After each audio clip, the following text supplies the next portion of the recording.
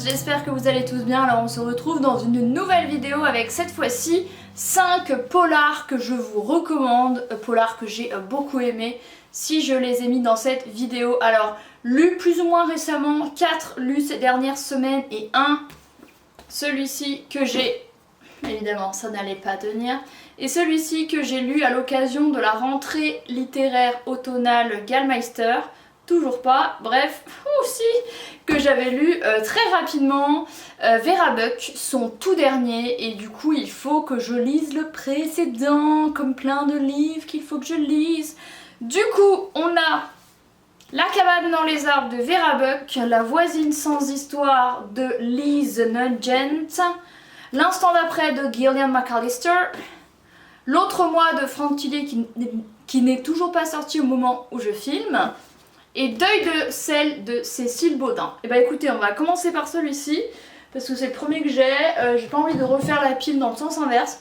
Donc Deuil de sel de Cécile Baudin, que j'ai pu rencontrer à l'occasion des Quais du Polar, qui était il y a 5 jours au moment où je filme. Donc je suis ravie, donc je suis d'autant plus ravie de vous le présenter parce que je lui ai dit à quel point j'avais adoré son roman. Elle était très contente. Du coup, Deuil de sel, pourquoi je l'ai aimé? Alors je ne vais pas tout vous résumer le livre, je vous laisserai plutôt les vidéos où j'en parle, donc les 5 vidéos où j'en parle individuellement dans la barre d'infos, mais là je vais plutôt vous dire ce que j'ai aimé dans ce polar et vous redire vite fait de quoi ça parle. Alors, ce que j'ai aimé dans ce polar, c'est qu'on suive Claire Levaillant, Claire qui est spécialisée en fait dans les successions et qui malgré elle va se retrouver dans une drôle d'enquête dangereuse, dans laquelle elle se retrouve en fait en voulant chercher le successeur d'une vieille dame. Voilà, et c'est ça que j'ai aimé, c'est cette enquête un petit peu amatrice mais quand même professionnelle, mais qui n'est pas du tout faite par un professionnel de police. Et ça c'est ce que je lui ai dit, que j'avais beaucoup aimé cet aspect là, et elle m'a dit que tous ces autres romans c'était pareil, ce qui m'a donné fortement envie de lire les autres, forcément. Donc ce que j'ai aimé également, c'est qu'il se déroule à 2 époques dans le passé, dans un tout petit village du Jura spécialisé dans le sel. Il y a des mines de sel, d'où le titre, et au moment présent qui se déroule à Lyon, en plus dans des endroits que je visualisais tout à fait. Donc voilà, c'est bien écrit, c'est prenant. Si vous voulez un polar qui sorte un petit peu des sentiers battus et qui soit bien mené par une non professionnelle, je vous conseille vivement Deuil de sel de Cécile Baudin. Ensuite, je vous conseille vivement L'instant d'après, le tout dernier Gillian McAllister, qui est sorti en septembre. Celui-ci, ce sont les épreuves non corrigées. J'avais adoré son précédent. Et pourquoi j'ai aimé ce roman? Parce qu'il y a cette touche de fantastique qu'on a également dans son précédent, avec une affaire d'éventualité, une affaire de choix, parce qu'en fait on va suivre une jeune femme qui habite à Londres, qui va devoir faire un choix, sauver la personne qu'elle vient de pousser ou partir. Voilà, donc en fait une situation traumatisante, une situation choquante et un choix qui peut déterminer le reste de sa vie. Vraiment c'est hyper bien ficelé, dans chacun des cas c'est guère gay parce que soit elle est responsable de la mort de quelqu'un, soit elle l'a aidé mais il y aura des conséquences. Donc que faire? Et franchement on se met à sa place et ce n'est pas du tout évident, et j'ai beaucoup aimé ce roman qui est très prenant, qui n'est pas du tout thriller dans la vibe enquête sanglant. Là c'est vraiment une histoire plutôt psychologique avec que va décider notre protagoniste principal, et il est vraiment très bien. Ensuite évidemment le tout dernier Frank Tilly, L'autre moi, j'étais obligée de le mettre, il est particulièrement bon celui-ci. Il y a quelque chose que j'avais vu venir et j'avais raison, mais vraiment je l'ai deviné sur la fin, donc c'est bien ficelé. Ce que j'ai aimé dans ce roman, qu'il y ait une alternance d'enquête. En fait il va y avoir deux situations qui vont se regrouper. La première c'est Sibylle qui va accepter de rejoindre son compagnon Erwan dans une zone ultra sécurisée en Savoie, vers chez moi, dans un bled qui n'existe pas, j'ai vérifié, Longepin, une zone ultra sécurisée où des scientifiques mènent des expériences que Sibylle ignore. Elle fait énormément de concessions par amour, chose que je n'aurais sûrement pas faite. En plus, psychologiquement, elle va très mal, elle est sous antidépresseur, elle a perdu son fils, elle est amnésique. Bref, ça plus ça plus ça, on se dit vraiment, elle a une vie de merde, quoi, clairement. Et d'un autre côté, on a Vic et Vadim qui sont vers Grenoble et qui vont découvrir des femmes édentées, non, énucléées, enfin bref, des trucs.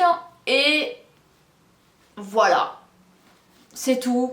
C'est bien, comme à son habitude, Tillier nous retourne un petit peu le cerveau. C'est sombre hein, comme dans tous les romans de Tillier.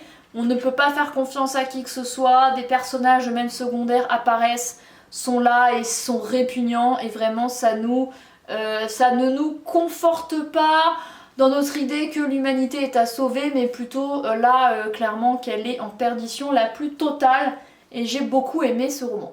Le quatrième, c'est La voisine sans histoire de Liz Nugent, je sais pas comment on prononce, un roman qui se passe dans un tout petit bled en Irlande, près d'une ville où vit ma pote, donc c'est extrêmement drôle. Il y a même le nom de sa ville qui est mentionné quand même.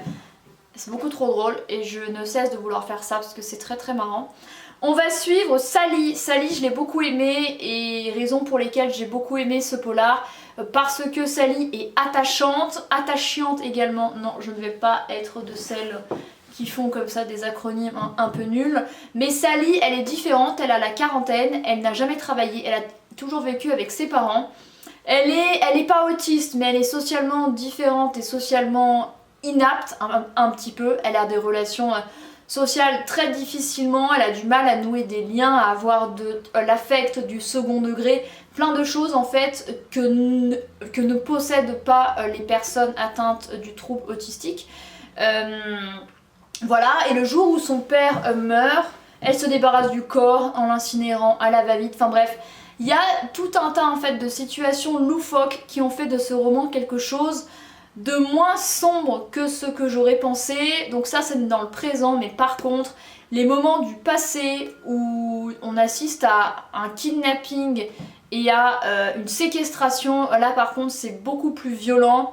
Et ça ce sont des moments qui sont durs, mais heureusement qu'il y a une alternance de chapitres entre le présent, Sally, Irlande, qui fait des choses complètement loufoques et également qui sort de sa zone de confort et qui apprend un petit peu à communiquer avec l'autre. Heureusement qu'il y a ces moments-là, sinon ce serait très sombre. Mais vraiment, j'ai beaucoup aimé ce polar et j'ai été assez surprise. Et vraiment, ça change des polars que j'ai pu lire, comme ça qu'on ait une protagoniste principale qui soit socialement inapte, un petit peu en dehors du coup de la société. Bah, j'ai trouvé ça frais en fait de s'intéresser à des gens qui sont un petit peu différents pour apporter je sais pas moi, de la profondeur, de l'intérêt au récit. Je vous le conseille vivement, mais faites gaffe, il est dur. Et le dernier que j'ai mis de cette vidéo, c'est La cabane dans les arbres de Vera Buck, sorti du coup à l'occasion de la rentrée littéraire automnale Gallmeister. Donc c'est le plus ancien que j'ai lu parce que tout cela je les ai lus entre février et mars en fait. Ouais, j'en ai lu 2 en février, 2 en mars et celui-ci que j'ai lu en juillet pendant mes vacances, qu'il est sorti en août, mais comme ce sont les épreuves non corrigées, je l'ai lu avant. Je crois que je l'ai lu en 24 heures ou en 48 heures. J'ai adoré ce roman, apparemment Les Enfants Loups est brillant, donc j'ai hâte de le lire un jour également. Mais alors celui-ci je l'ai beaucoup aimé. Ce que j'ai aimé dans ce roman, c'est cette ambiance un petit peu isolée, huis clos dans une forêt où on sent quand même que c'est étouffant, qu'un truc bizarre va se passer. Et c'est exactement ça. On va suivre Heinrich et Nora, et pas Laura, je prononce mal, qui sont suédois, mais casse-toi la mouche, j'ai toujours des bêtes ici, j'en ai marre, qui s'apprêtent à passer des vacances dans une forêt isolée, dans une cabane qui appartient à la famille de l'un des deux, je crois.